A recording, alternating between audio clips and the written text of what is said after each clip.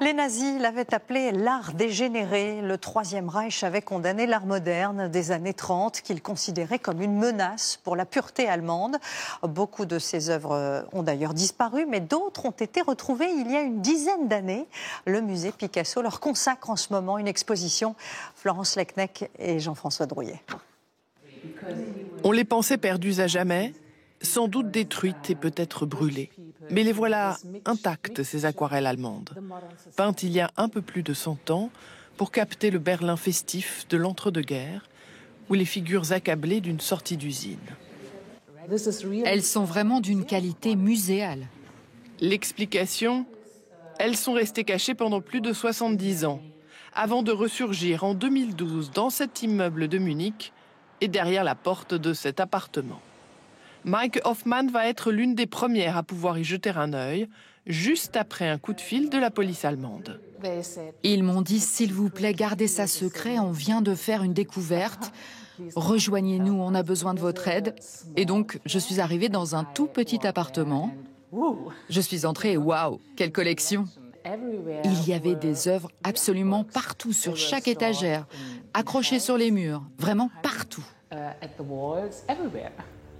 La planque nazie, titre le magazine Focus, il vient de révéler l'affaire Gurlitt, avec la découverte d'une collection que l'on croyait à jamais disparue. Leur propriétaire, le marchand d'art Hildebrand Gurlitt, a même juré qu'elle était partie en fumée sous les bombardements alliés sur Dresde. Un mensonge. Son fils Cornelius a reçu pour consigne de cacher les trésors. Et il va y parvenir toutes ces années au prix d'une vie de reclus. 1400 tableaux et dessins dissimulés, accumulés notamment grâce aux confiscations nazies. Un programme mis en place dès 1937 par Hitler pour condamner ce qu'il appelle l'art dégénéré. On décroche des cimaises dans les musées les tableaux d'art moderne qui ne seraient pas dans la ligne officielle. 20 000 œuvres d'art moderne saisies, dont le musée Picasso donne aujourd'hui un aperçu, avec les œuvres des grands artistes comme Van Gogh, Kandinsky, Paul Klee ou Picasso, tous interdits sous le Troisième Reich, ici parce que la silhouette ressemblerait à une malformation congénitale, là parce qu'on y montre une figure africaine, ou bien évidemment parce qu'on s'appelle simplement Chagall et qu'on est un peintre juif. C'est un tableau qui a été martyrisé, c'est-à-dire qu'il a été traîné dans la rue, comme au Moyen-Âge. Il a été traîné dans la rue avec des écriteaux en disant « voilà ce qu'on fait de votre argent, vous les contribuables ». Car le régime entend désintoxiquer le public de cet art perverti. Il va donc organiser pour cela une grande exposition itinérante avec 600 tableaux.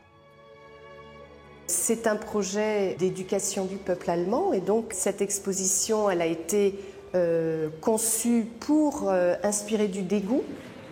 Un dégoût qui ne s'est heureusement jamais installé mais qui nous prive de milliers d'œuvres. Détruites ou disparues, Maike Hoffmann n'a pas toujours la réponse et poursuit les recherches après les avoir toutes recensées.